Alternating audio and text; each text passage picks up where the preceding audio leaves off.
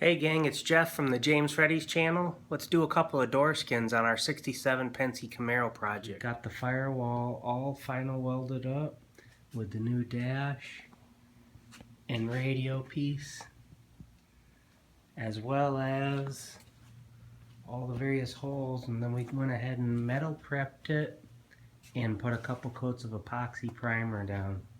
Like I had mentioned, this had been sandblasted approximately up to 18 months ago, somewhere in there. And even in the Arizona climate, we've started to develop surface rust. So I'm going to do some metal prepping on this to kind of bring it back without having to re-sandblast it. Our metal prep is done for now on the door skin. We'll still have some final cleanup before it'll be ready for its first coat of epoxy primer. But we're putting door skins on the 67 Camaro Penske project. So, started here by drilling out spot welds along the vent windows. And we're going to go ahead and take a grinder with some 36 grit. And we're going to separate the outer skin from the shell.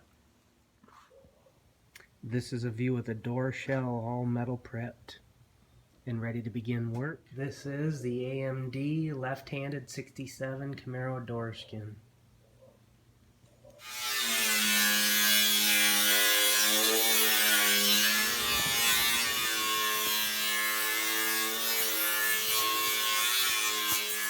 Some taps with a seam buster and a hammer, and the skin should release itself from the shell.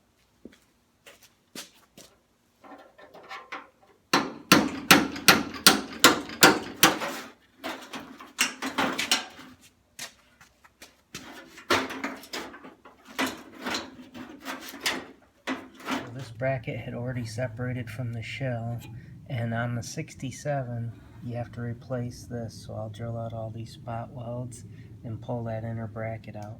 So to get caught up where we're at, we're setting the skin on. I went ahead and brought the passenger door up to the same level as the driver's door by removing the skin. I've got a few weld repairs to make on it. And then I welded in both upper skin brackets and sprayed the interior of the door skin with Spectrum by Second Skin so I could get a nice uniform coat. And now the door skin is sitting in place and I'm beginning to hammer over the edge. I'm using my rubber block and a door skin to hammer. I use the rubber block so that I don't come back up, smack and dent in the door on the other side.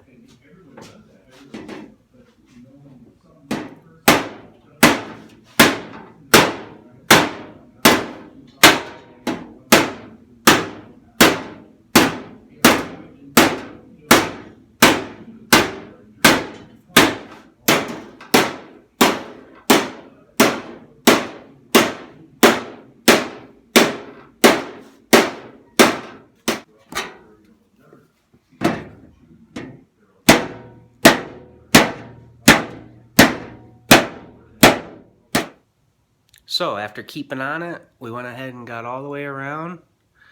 I always go ahead and curtail my corners with a cutoff wheel because they're not always in the exact spot. And sometimes if you don't cut them and get them where you want them, the edge of the door will start to flare up or down or whatever as you're bringing that corner in. So you want to keep that nice and straight as you can, and it seems like it helps out to just take that cutoff wheel and just cut that corner a little bit as you're going. And you can always go back and do a little bit more, and then what I'll do is I'll take my TIG and I'll just zip up that seam real nice.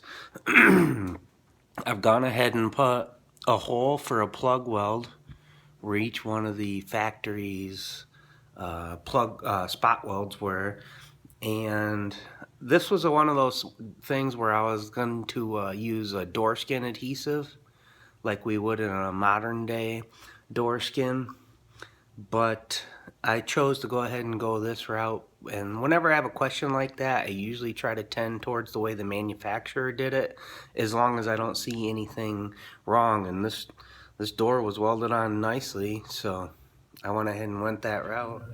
Here we are with a little update on the door skins. There's the left door.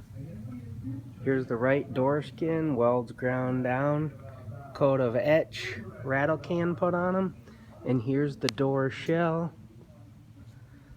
All repaired, scuffed down, and a nice little coat of epoxy in there just to seal up the metal. Probably doesn't need it, but it makes it look cleaner.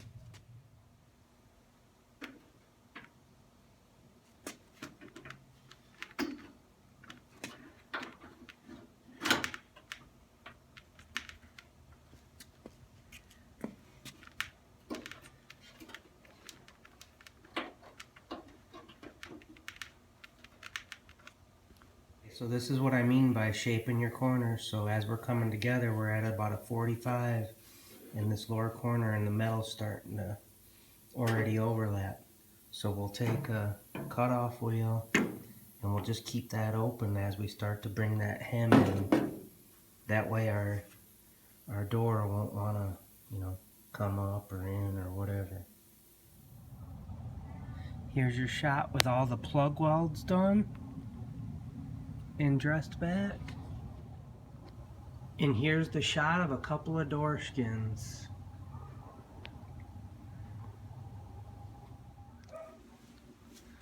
Now I'm going to go ahead and wrap up this video here. Thanks so much for tuning in, and I hope this was a little entertaining for you. We'll catch you on the next one.